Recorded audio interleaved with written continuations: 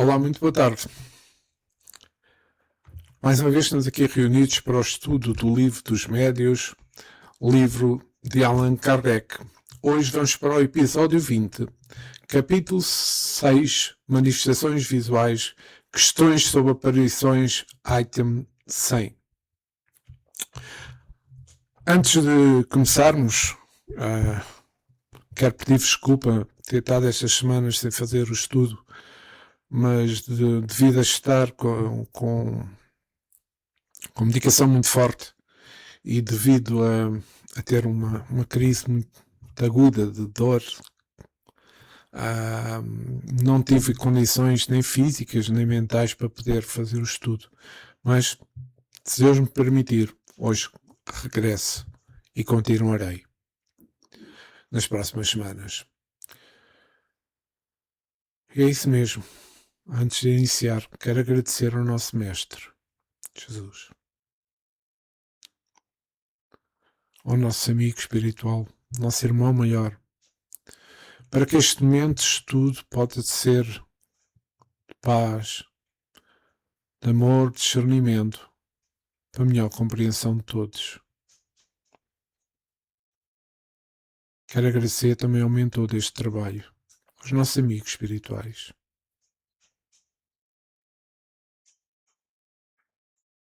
Jesus, permita que isso aconteça neste momento do estudo.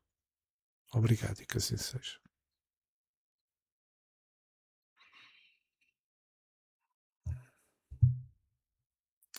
Então, como eu te mencionei, estamos na segunda parte, Manifestações Espíritas, capítulo 6 das Manifestações Visuais, Questões sobre Aparições. Eu vou começar a ler o texto.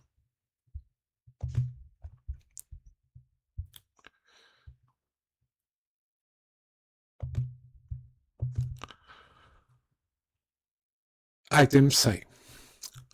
De todas as manifestações espíritas, as mais interessantes sem contestação possível são aquelas por meio das quais os espíritos se tornam visíveis. Pela explicação deste fenómeno se verá que ele ainda não é mais sobrenatural do que os outros. Vamos apresentar primeiramente as respostas que os espíritos deram acerca do assunto. Primeira. Podem os espíritos tornar-se visíveis? Podem, sobretudo durante o sono. Entretanto, algumas pessoas os veem quando acordadas. Mais raro é isso, porém. Nota sobre esta primeira pergunta.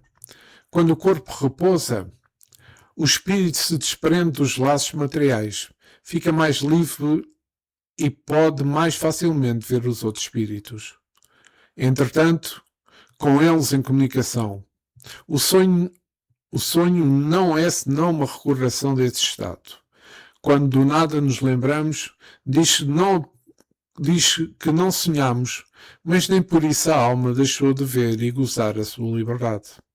Aqui nos ocupamos especialmente com as aparições no estado de vigília. Segunda pergunta. Pertencem mais a uma categoria do que outra aos espíritos que se manifestam fazendo-se visíveis? Não. Podem pertencer a todas as classes. Assim, às mais elevadas, com mais inferiores. Pergunta. A todos os espíritos é dado manifestarem-se visivelmente? Todos o podem, mas nem sempre têm permissão para fazer, ou querem. Pergunta. Que fins objetivam os espíritos para se manifestarem visivelmente? A resposta. Isso depende. De acordo com as suas naturezas, o fim pode ser mau ou pode ser bom. Pergunta. Como lhes pode ser permitido manifestarem-se quando para mau fim? Resposta. Neste caso é para experimentarem a quem eles aparecem. Pode ser má intenção do espírito e bom resultado. Pergunta. Qual pode ser o fim que tem em vista o espírito que se torna visível com má intenção? Amedrontar, e muitas vezes vingar-se. Nova pergunta. Que visam os que vêm com boa intenção? Consolar as pessoas que deles guardam saudades. Provais que existem e que estão perto delas. Dar conselhos e, por vezes, pedir para si mesmo assistências. Sétima pergunta. Que inconveniente haveria em ser permanente e geral entre os homens a possibilidade de verem os espíritos? Não seria esse um meio de tirar a dúvida aos mais incrédulos? Resposta. Estando o homem constantemente cercado de espíritos, o vê-los a todos os instantes o perturbaria, embaraçaria os atos e tiraria a iniciativa na maioria dos casos, ao passo que, julgando só, ele age mais livremente. Quanto aos incrédulos, que muitos meios dispõem para se convencerem, se desses meios quisessem aproveitar e não estiverem cegos por orgulho. Sabes muito bem existirem pessoas que hão visto e que nem por isso creem, pois dizem que são ilusões. Com esses não te preocupes, não te preocupes, deles se encarregará Deus. Nota sobre esta pergunta. Tantos inconvenientes haveria em vermos constantemente os espíritos, como em vemos o ar que nos cerca, e as miríades de animais microscópicos que sobre nós e em torno de nós populam. Devemos concluir que o que Deus faz é bem feito e que Ele sabe melhorar do que nós e que Ele sabe melhor do que nós o que nos convém. Sétima pergunta. Que inconveniente haveria em ser permanente e geral entre os homens a possibilidade de verem espíritos? Há aqui um engano qualquer.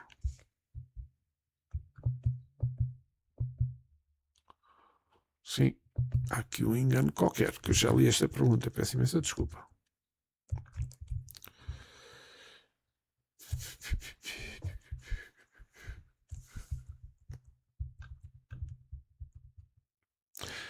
Antes de eu fazer aqui outro comentário, eu gostaria de dizer que a aparição em si é um fenómeno da qual os seres do mundo incorpóreo se tornam visíveis. Então temos a aparição etérea ou aparição vaporosa, a que é impalpável e insustentável, pois não oferece resistência ao tato. Temos a aparição tangível ou estereolítica, estas palavras, ou seja, aquela que é palpável e que representa a consistência dos corpos sólidos. A aparição difere da visão pelo facto de ocorrer em estado de vigília, afetando os órgãos visuais quando o homem tem plena consciência das suas relações com o mundo exterior. A visão se dá no estado de sono ou êxtase. Também ocorre em vigília, pois efeito da segunda vista. A aparição nos chega pelos olhos do corpo. Produz no próprio lugar onde nos encontramos. A visão tem para objeto coisas ausentes ou coisas afastadas, percebidas pela alma do estado de emancipação e quando as faculdades sensitivas se acharem mais ou menos suspensa. E aqui há um livro que podem ver, Lucidez e Clarividência, para poderem realmente entender da melhor forma o que eu transcrevi. Então, aqui estamos, sim senhor. Então,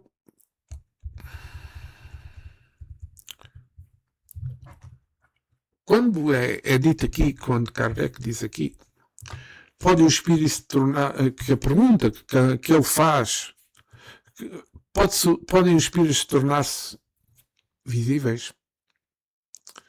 A resposta indica que sim, mas especialmente durante o sono, quando o nosso espírito, está livre.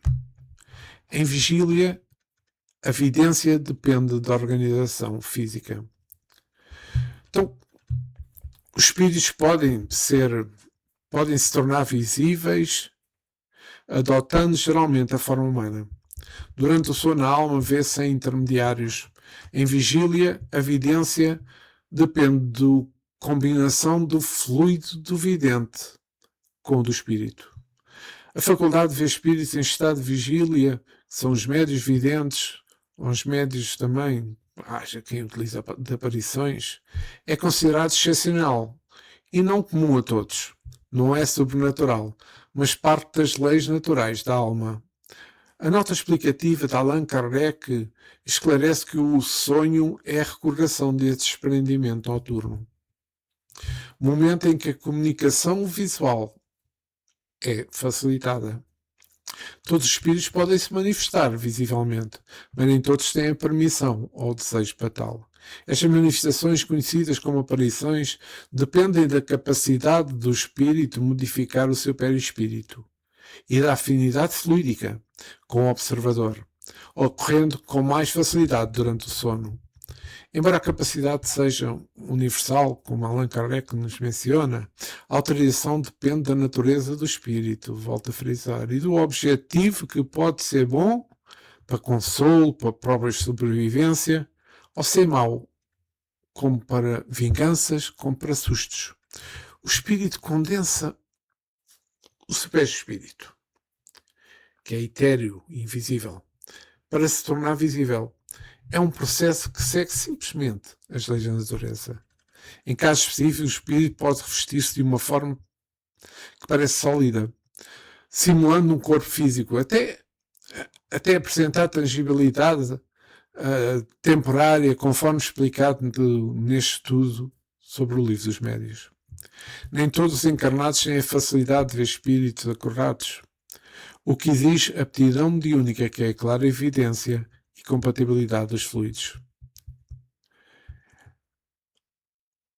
A visão permanente do espírito iria atrapalhar o livre-arbítrio e as atividades diárias, pois o homem perderia a iniciativa ao se sentir constantemente observado.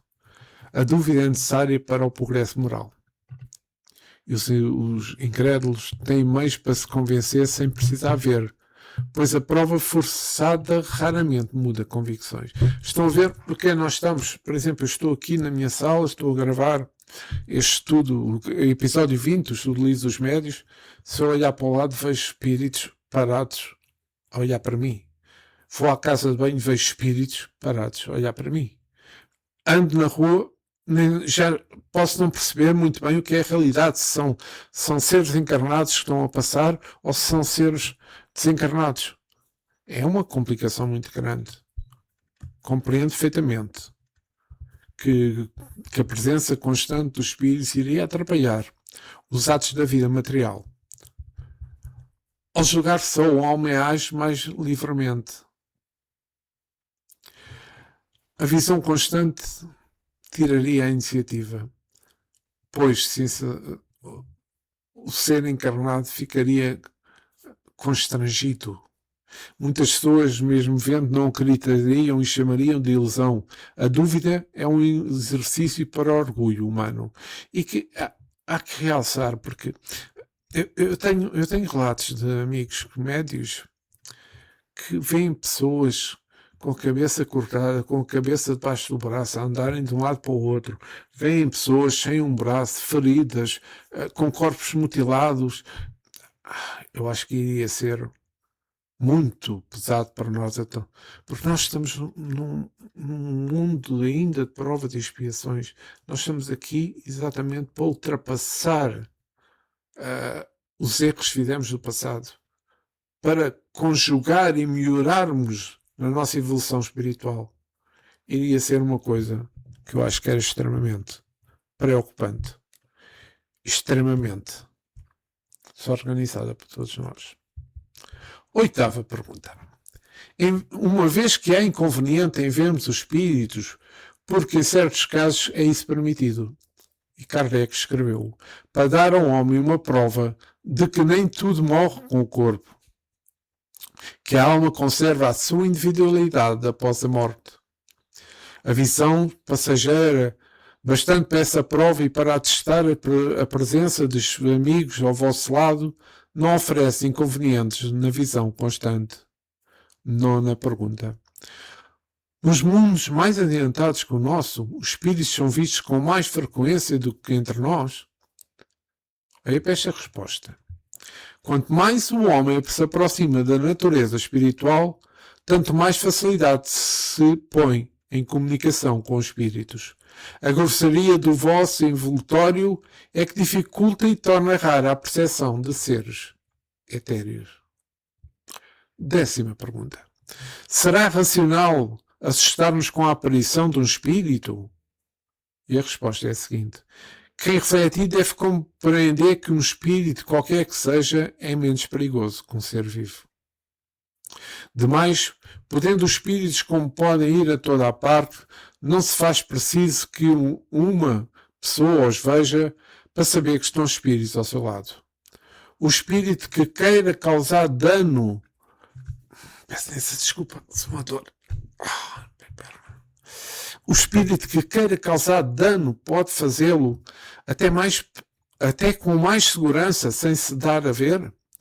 Ele não é perigoso pelo facto de ser espírito, mas sim pela influência que pode exercer sobre o homem, desviando do bem e impelindo ao mal.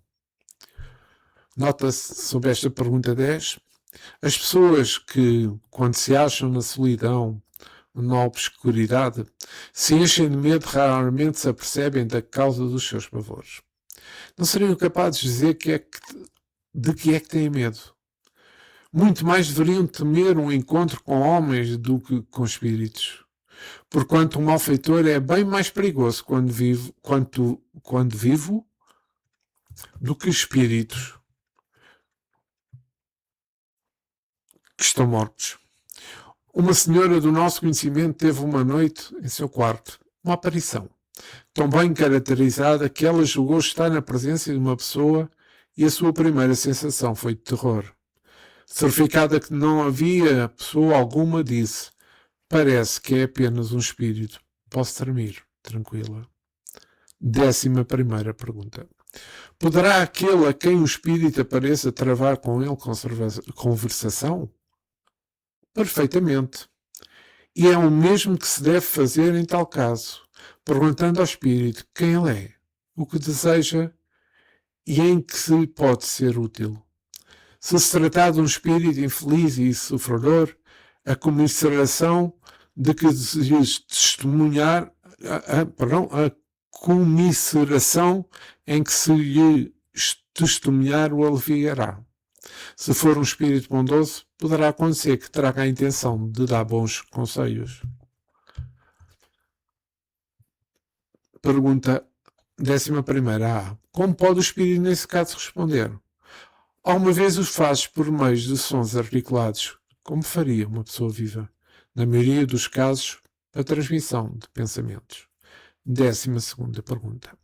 Os espíritos que aparecem com asas têm, na realidade, ou essas asas são apenas uma aparição simbólica? Os espíritos não têm asas. Nem tal coisa precisam, visto que podem ir em toda a parte como espíritos. Aparecem da maneira porque precisam impressionar a pessoa a quem se mostram. E é que uns aparecerão em trajes comuns, outros envoltos em amplas roupagens, alguns com asas, como atributo da categoria espiritual a que pertencem. E aqui vou parar. Então, peço desculpa só ver um pouco, segundo a doutrina espírita, aquele a quem o espírito apareça pode perfeitamente travar conversação com ele.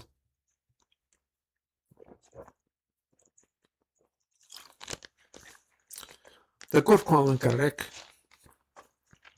esta é a atitude que é recomendada. Agindo sempre com muita calma, agindo com muita racionalidade, Eis os pontos fundamentais sobre essa conversação. Deve-se perguntar ao espírito, primeiro, quem ele é, o que deseja, e também em que é que nós poderemos ser útil a ele. Se o espírito fosse sofredor, a conversação será através do diálogo fraterno. E esse diálogo fraterno pode aliviá-lo. Se for um espírito bondoso, ele pode trazer conselhos valiosos.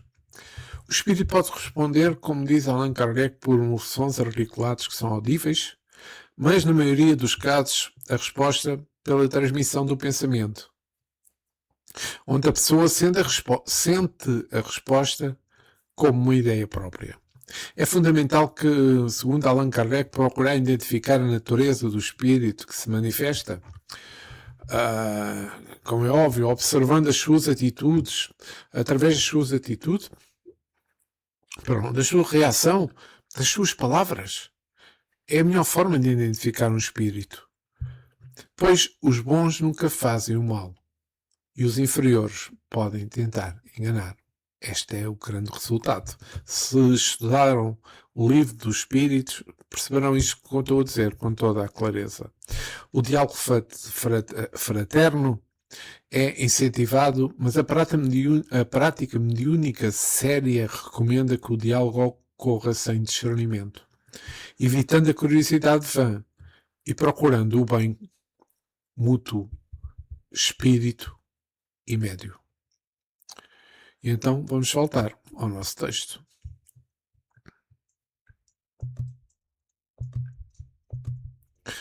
Décima terceira pergunta.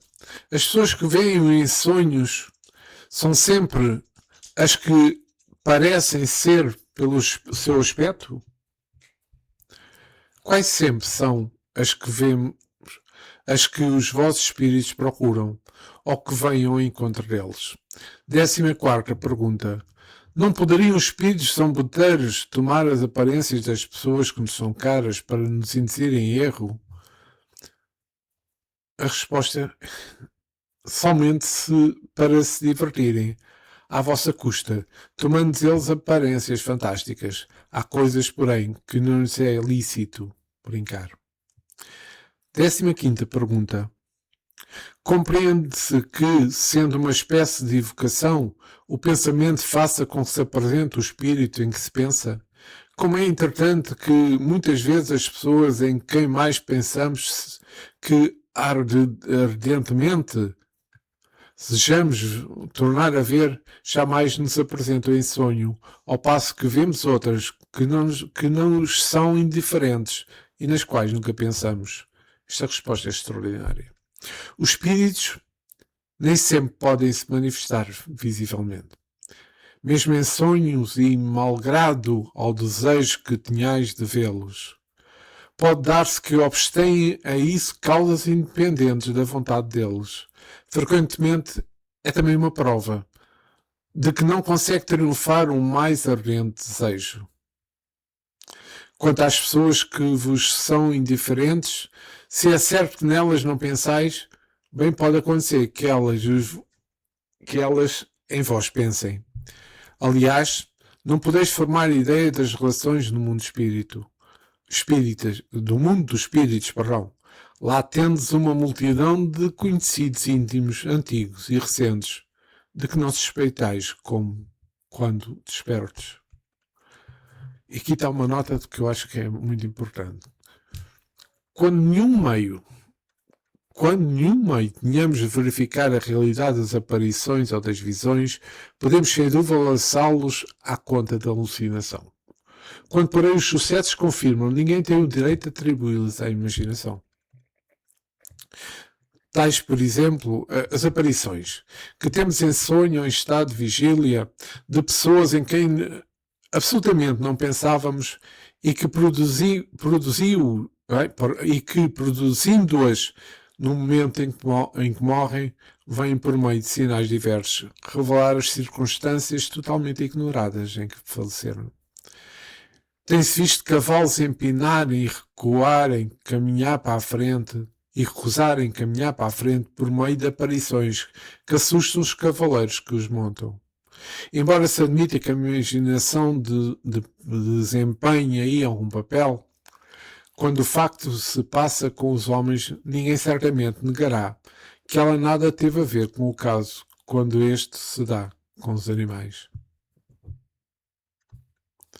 Acresce que se fosse exato que as imagens que vemos em sonhos são sempre efeitos das nossas preocupações quando acordados, não haveria como explicar que frequentemente nunca sonhemos com aquilo em que pensamos.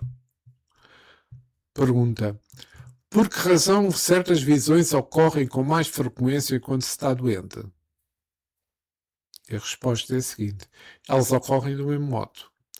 Quando estáis em perfeita saúde, simplesmente no estado de doença, os laços materiais se afrouxam. A fraqueza do corpo permite maior liberdade do espírito, que então se põe mais facilmente em comunicação com outros espíritos. As aparições espontâneas parecem mais frequentes em certos países. Será que os vossos povos estão mais bem dotados do que os outros para receber esta espécie de manifestações? E a resposta é a seguinte: dar-se-á tenhais um registro histórico de cada aparição? As aparições, como os ruídos e todas as manifestações, produzem-se igualmente em todos os pontos da Terra. Apresentam-se, porém, caracteres distintos, de conformidade com o povo, em cujo seio se verificam. Nuns, por exemplo, onde o uso da escrita está pouco espalhado, não há médios escreventes. Noutros abundam os médios desta natureza. Entre outros, observam-se os ruídos e os movimentos de que as manifestações inteligentes podem ser estas menos apreciadas e procuradas. 18ª pergunta. Por que é que as aparições se dão de preferência à noite? Não indica isso que elas são de efeito silencioso e da obscuridade sobre a imaginação? Pela razão porque vedes durante a noite as estrelas e não as divisais em pleno dia. A grande claridade pode apagar uma aparição ligeira, mas errôneo é supor-se que a noite tenha qualquer coisa com isso. Aqui os que têm tido visões e verificai que são, em maior número, os que tiveram de dia. Nota: muito mais frequentes e gerais do que se julga são as aparições. Muitas pessoas deixam, porém, de torná-las conhecidas por meio do ridículo, e outras atribuem à ilusão. Se parecem mais numerosas entre alguns povos, é isso devido a que aí se conservam com mais cuidado as tradições verdadeiras ou falsas, quase sempre ampliadas pelo poder de sedução do maravilhoso, a que mais ou menos se presta o aspecto das localidades. A credulidade, então, faz com que se vejam efeitos sobrenaturais nos mais vulgares fenómenos: o silêncio da solidão, o escapamento das quebradas, o mugido da floresta, as rajadas da tempestade, os ecos da montanha, a forma fantástica das nuvens, as sombras, as miragens, tudo, enfim, se presta à ilusão, para imaginações simples e ingênuas, que de boa fé narram o que viram ou julgaram ver. Porém, ao lado da ficção, há a realidade. O estudo sério do espiritismo leva precisamente os homens a se desembaraçarem de todas as superstições ridículas. 19ª pergunta. A visão dos espíritos se produz em estado normal ou estando vidente em estado extático? A resposta: pode produzir-se, achando este em condições perfeitamente normais. Entretanto, as pessoas que os veem se encontram muito a miúdo, no estado próximo do êxtase, porém, o que lhes faculta a espécie de visão dupla, e para isto deve-se consultar o Livro dos Espíritos na questão 447. Pergunta 20. Os que veem os espíritos veem-nos com os olhos? Assim o julgam, mas na realidade é a alma quem vê. E o que prova é que todos podem ver através dos olhos fechados. E vamos parar aqui o nosso estudo. Então, só para um pequeno comentário. Resumindo esta parte, estas perguntas últimas, os olhos que veem, ou seja, os olhos que veem os espíritos, não os veem com os olhos físicos, mas sim com a alma, ou seja, através da capacidade da percepção espiritual. Aqui estão os pontos principais sobre esse fenómeno. Os médios videntes podem ver os espíritos tanto com os olhos abertos quanto com os olhos fechados. Quem vê os espíritos frequentemente julga estar a vê-los com os olhos, mas é a alma que projeta essa percepção, muitas vezes escrita como a dupla visão ou clarividência. Um cego físico, cujos olhos materiais não funcionam, pode perfeitamente ver os espíritos, o que prova que a visão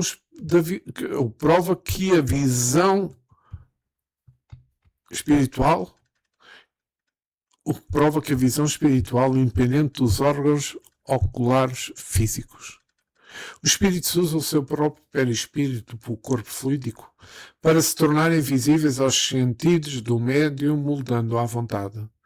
Então, e embora a visão seja espiritual, os espíritos costumam apresentar-se sob a forma humana, muitas vezes com a aparência que tiveram na última encarnação. Geralmente, mas também poderá não ser, mas geralmente é que tiveram na última encarnação. E vamos continuar com o nosso estudo.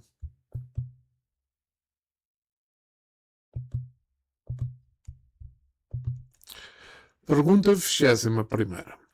Pode o espírito fazer-se visível? O princípio é o mesmo de todas as manifestações.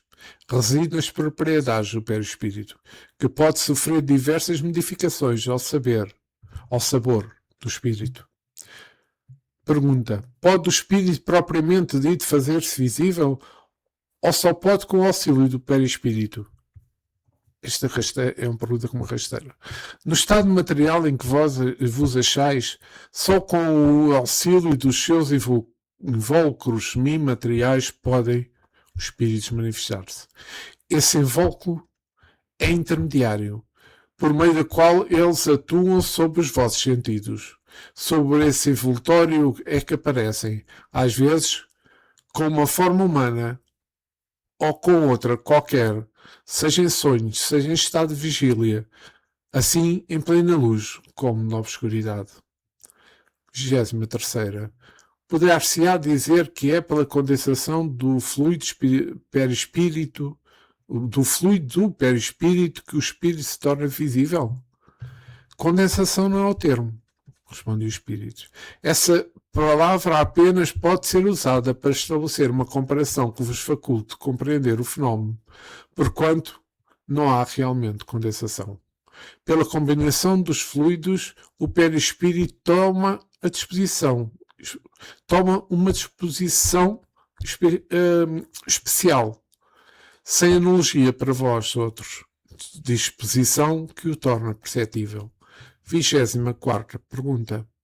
Os espíritos que aparecem são sempre inapreensíveis e imperceptíveis ao tato?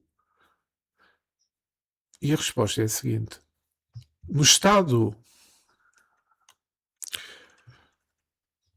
Em seu estado normal são inapreensíveis, como no sonho. Entretanto, podem se tornar capazes de produzir impressão ao tato, de deixar vestígios de sua presença até, em certos casos, de tornar-se momentaneamente tangíveis, o que prova haver matéria entre vós e eles. 25ª pergunta. Toda a gente tem aptidão para ver os espíritos durante o sono. Todos têm. Em estado de vigília, não. Durante o sono, a alma se vê sem intermediário. No estado de vigília, acha-se sempre mais ou menos influenciada pelos órgãos. Daí vem não serem totalmente idênticas as condições nos dois casos. 26ª pergunta.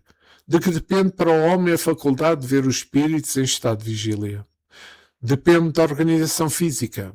Reside na maior ou menor facilidade que tem o fluido do vidente para se combinar com o do espírito. Assim, não basta que o espírito queira mostrar-se, é preciso também que encontre a necessária aptidão na pessoa a quem deseja fazer-se visível. Por essa faculdade, pode essa faculdade desenvolver-se pelo exercício? Pode, como todas as outras faculdades, mas pertence ao número daqueles com relação aos quais é melhor que se espere o desenvolvimento natural, do que provocá-lo para não sobreexcitar a imaginação. A de ver espíritos em geral e permanentemente constitui uma faculdade excepcional e não está nas condições normais do homem. 27ª pergunta. Pode-se provocar a aparição dos espíritos? Isso algumas vezes é possível, porém, muito raramente. A aparição é quase sempre espontânea. Para que alguém veja os espíritos, precisa de ser dotado de uma faculdade especial. Pergunta. Podem os espíritos tornar-se visíveis sob outra aparência que não a da forma humana? A humana é a forma normal. O espírito pode variar-lhe a aparência, mas sempre com o tipo humano. Não podem manifestar-se sob a forma de chama? Podem produzir chamas, clarões, com todos os outros efeitos, para testar a sua presença, mas não são os próprios espíritos que assim aparecem. A chama não passa, muitas vezes, uma miragem ou de uma emanação do perispírito. Em todo o caso, nunca é mais do que uma parcela deste. O perispírito não se mostra integralmente nas visões. 29ª pergunta. Que se deve pensar da crença que atribui os focos fatos à presença de almas ou espíritos? Superstição produzida pela ignorância, respondem os espíritos. Bem conhecida é a causa física dos focos fatos. Pergunta. A chama azul que, segundo dizem, aparece sob a cabeça de Sérvios Túlios quando menino é uma fábula ou é realidade? Era realidade. E produzida por um espírito familiar que, desse modo, dava um aviso à mãe do menino.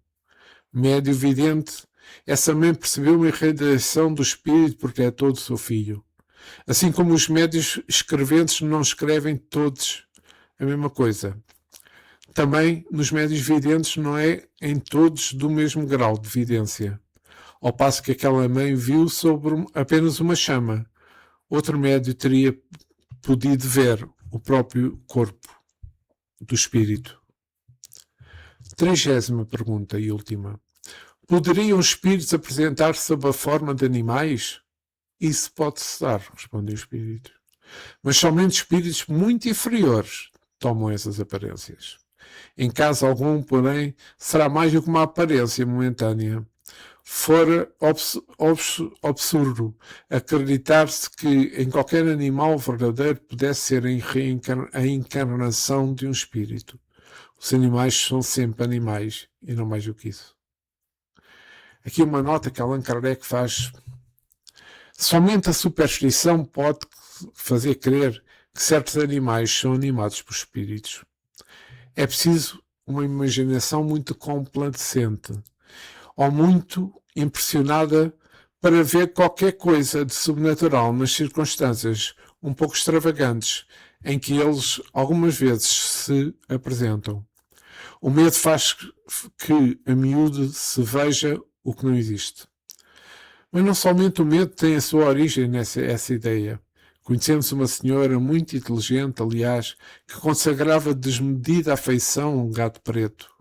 porque acreditava ser ele de natureza sobre uma animal. Entretanto, essa senhora jamais ouvira falar do espiritismo. Se o tivesse conhecido, ela teria feito compreender o ridículo da causa da sua predileção animal, provando a impossibilidade da metamorfose. E aqui chegamos ao fim. Mas antes queria fazer umas reflexões. Então, perante a aparição, como se deve de agir? E perante uma má intenção do espírito e bom poderá ser resultado. Ou seja, como eu já li sobre a questão da forma de agir, a aparição do espírito indica uma manifestação fluídica que o texto diz ou é boa ou é má, dependendo da natureza do espírito. A intenção pode ser má, mas o resultado pode ser bom. Também está escrito no texto que lemos, servindo para testar a pessoa que vê. O objetivo das aparições com má intenção é geralmente para vingar-se de alguém, para assustar alguém. Então, mas a aparição em si é a materialização do perispírito, visível a algumas pessoas, com aptidão orgânica, conforme está escrito no livro dos médios e também no livro dos espíritos. A intenção do espírito poderá ser má, mas o resultado pode ser bom. Isto é importante. Ou seja, a aparição com má intenção é sobressaltar, vingar, assustar. A aparição de boa é consolar, provar a imortalidade, dar conselhos, pedir orações. Então torna-se irracional termos medo. Mas é humano. Pois um espírito, mesmo com mais intenções, é menos perigoso, como os espíritos mencionaram, do que um ser vivo. E as aparições não é necessariamente para que eles influenciem. Portanto, a manifestação depende da sintonia fluídica entre o espírito e a pessoa, ou seja, entre o espírito e o encarnado. E a intenção não dita necessariamente o resultado final. Para mais detalhes sobre manifestações dos espíritos. Porquê é que se não vê constantemente os espíritos?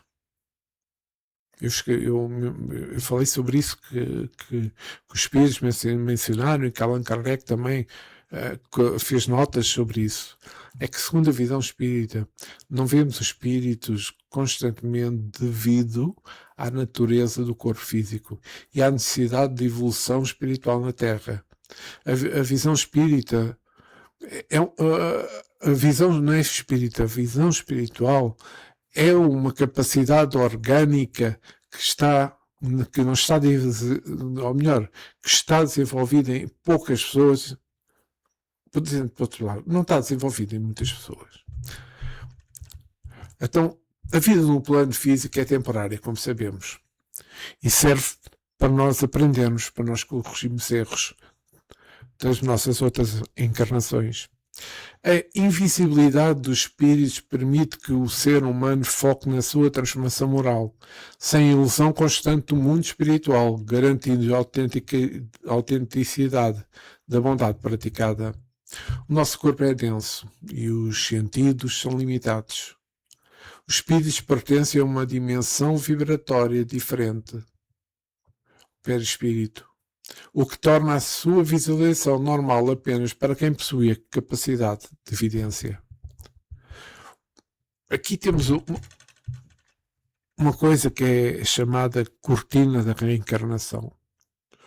Então, o que é isso? O esquecimento do passado e a incapacidade de ver espíritos fazem parte do nosso processo de imersão no mundo físico, servindo como prova da reencarnação. Embora estejamos rodeados de espíritos, o ser humano comum não tem a faculdade de ver ou de ouvir também. Mas de ouvir, por vezes, muitos têm essa percepção, mas não conseguem entender o que é que estão a ouvir. Assim como não se vê o vento, escreveram os espíritos, mas sente-se os seus efeitos, as cortinas, as folhas, as árvores. A doutrina espírita sugere que não vemos os espíritos, mas sentimos a sua influência constantemente. Aliás, o livro dos espíritos, uma pergunta que Allan Kardec fez ao espírito da verdade, onde ele perguntou se os espíritos influenciavam nós encarnados, e eles responderam, os espíritos responderam, muito mais do que vós pensais. Dá para pensar. Então, o que os espíritos recomendam que se faça diante da aparição de um desencarnado? Também, já falei várias vezes, é que diante da aparição do desencarnado, a doutrina espírita recomenda calma, serenidade, acima de tudo o uso da prece como ferramenta de auxílio, mas também ferramenta de desapego. Os espíritos superiores orientam que não se deve ter medo, mas sim tratar a situação com carinho e compreensão, pois muitas vezes o desencarnado se encontra confuso e necessitado de luz. Devemos evitar aquele choro pela emoção que nos dá, aquelas lamúrias que nós tentamos transmitir, pois os sentimentos negativos e o desespero dos familiares só prendem o espírito. Ou seja, causando perturbação e dificultando a sua trajetória no plano espiritual. Eu realço isto muito quando se encarnam pessoas. Eu tenho esse exemplo na minha família, de uma pessoa que continua todos os dias a chorar, já vai uns anos largos, mas continua a chorar, continua a pensar, a pedir, esse tipo de lamúrias só fazem com que o espírito desencarnado não consiga ter a liberdade que precisa, não consiga ter aquela paz, não consiga ter aquela tranquilidade para continuar a sua evolução. Muitas vezes é o apego que faz com que os espíritos se cerquem de nós, muitas vezes com dificuldades que nós não conseguimos perceber, mas com forma, pensamento que nós temos de tenho saudades, coitado, e isso só prejudica a evolução do espírito. Nós vamos encontrá-los quando desencarnarmos também. Acho que é uma coisa que eu aprendi com o espiritismo e que vem muito em conta nas últimas 3 perdas que tive na minha família. E isso trouxe mais tranquilidade. Porque eu, quando quero, peço por eles. Quando quero, eu peço ajuda para eles. Mas não... É lógico que tenho saudades, mas não choro. Mas não lamento. Porque o que eu sinto por eles, o que eu tento, por vezes, no dia a dia, ter com eles, são aqueles momentos de alegria que nós tivemos. Aqueles momentos de aprendizado que eu tive. Aqueles momentos que eles me proporcionaram.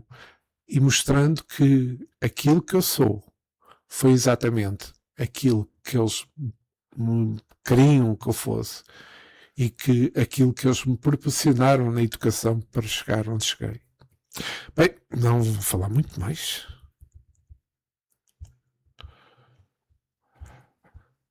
Pois então, vou saltar aqui este comentário que acho que não vale a pena, porque qual a finalidade da aparência assumida pelo espírito na aparição? A principal finalidade da aparência assumida por um espírito em aparição é tornar-se reconhecível e facilitar a identificação por parte daqueles que o veem, utilizando a forma que melhor se adapta à memória que os encarnados têm dele.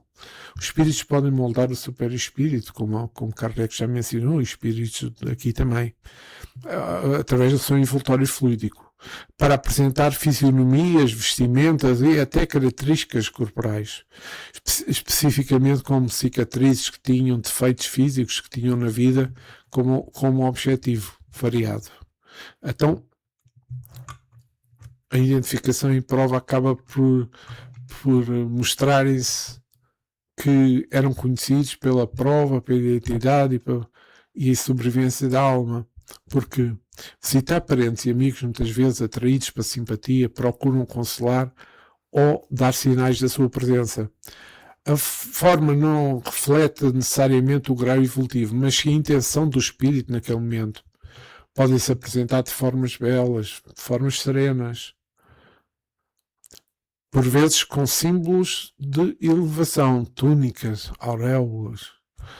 Mas também os espíritos de menor elevação podem assumir formas feias, sombrias ou simbólicas dos seus próprios crimes e sofrimento por causa do medo e também por causa da perturbação. Geralmente os espíritos mantêm a aparência da sua última encarnação, especialmente quando ainda não têm plena consciência de que podem moldar o seu envoltório perispírico. Então, por que é que alguns espíritos, mesmo sendo evocados e altamente chamados, não aparecem nem em sonhos a quem os chama? Então aqui temos uma resposta que está que é claríssima. Na doutrina espírita, o facto de um espírito não aparecer quando é evocado, mesmo com ardor, não significa que ele não tenha ouvido o chamado. Muitas vezes o espírito se aproxima, mas não consegue, ou não se pode manifestar de forma visível em sonhos por diversos motivos, sendo a permissão superior o fator mais preponderante. Aqui estão as principais razões que estão detalhadas no livro dos médiuns e no livro dos espíritos. A falta de permissão. A causa principal é a falta de autorização de um espírito superior e hierárquico na espiritualidade. A comunicação não é um ato arbítrio não arbitrário, sim. Ela deve ser uma finalidade útil e justa. O espírito pode não ter condições espirituais para se tornar visível por falta de energia, por uma aparição tangível ou visual. Ou pode estar impedido por obrigações na vida espiritual, missões, estudo, etc. Espíritos desencarnados em estado de perturbação profunda ou que já reencarnaram têm dificuldades em responder ao chamamento. A falta de sintonia moral ou afetiva entre quem chama e quem é chamado pode criar uma barreira que impede a aproximação e a comunicação. Então, a recusa ou a ausência de resposta pode ser uma prova. Também pode ser uma punição. Ou uma lição para o próprio evocador. Evitar que se faça da mediunidade um passatempo ou uma curiosidade. Porque as evocações feitas por curiosidade, frivolidade ou para provar algo a terceiros em vez de ser um propósito sério, muitas vezes resultam na ausência do espírito. Mas também não é já usual tanto as evocações. Já não são tão usuais. Então, o sonho é um momento de emancipação da alma. No entanto, para que um espírito apareça em sonho, é necessário sintonia, é necessária afinidade. Se o evocador tem um estado meio agitado, medo, ou procura por razões egoístas, ele não cria uma atmosfera adequada para o encontro. Além disso, o espírito pode escolher não se manifestar naquele momento por não ser benéfico para o próprio encarnado. Pode haver estas situações. Então, qual é que é o papel do perispírito nas aparições visuais? No espiritismo, o perispírito desempenha um papel fundamental e ativo nas aparições visuais, atuando como um elo intermediário entre o espírito e o mundo físico. Ele é um envoltório semimaterial que permite ao espírito tornar-se visível, modificando a sua própria estrutura para interagir com o ambiente material. O perispírito, que é naturalmente invisível, pode sofrer uma condensação ou modificação molecular, tornando-se vaporoso ou até mesmo sólido e tangível. Este processo permite que ele seja percebido pela visão humana. sobre a questão da aparência, porque já falei que o perispírito retém a forma humana da última encarnação do espírito, permitindo que se apresente com traços reconhecíveis, traços habituais, em forma que permita o reconhecimento por meio dos entes queridos. A aparição geralmente depende da combinação do espírito, do perispírito, do espírito, com o fluido animalizado, ou seja, o ectoplasma de um médio ou da pessoa vidente.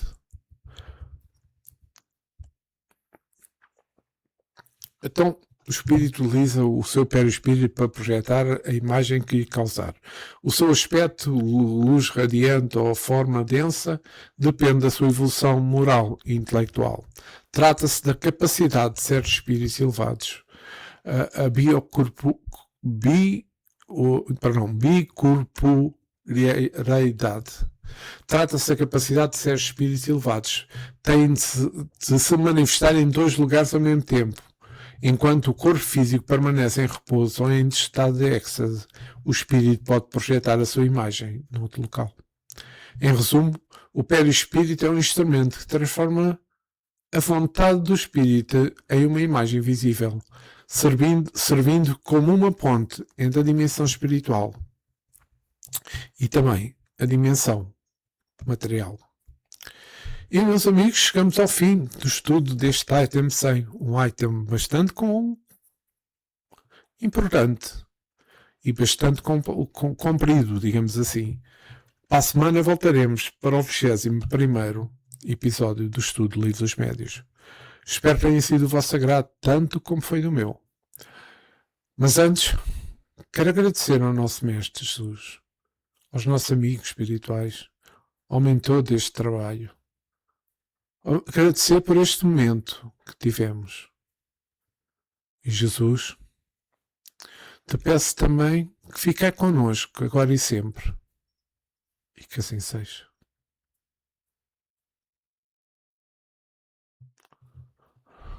Obrigado por terem estado comigo. E até para a semana, se Deus quiser.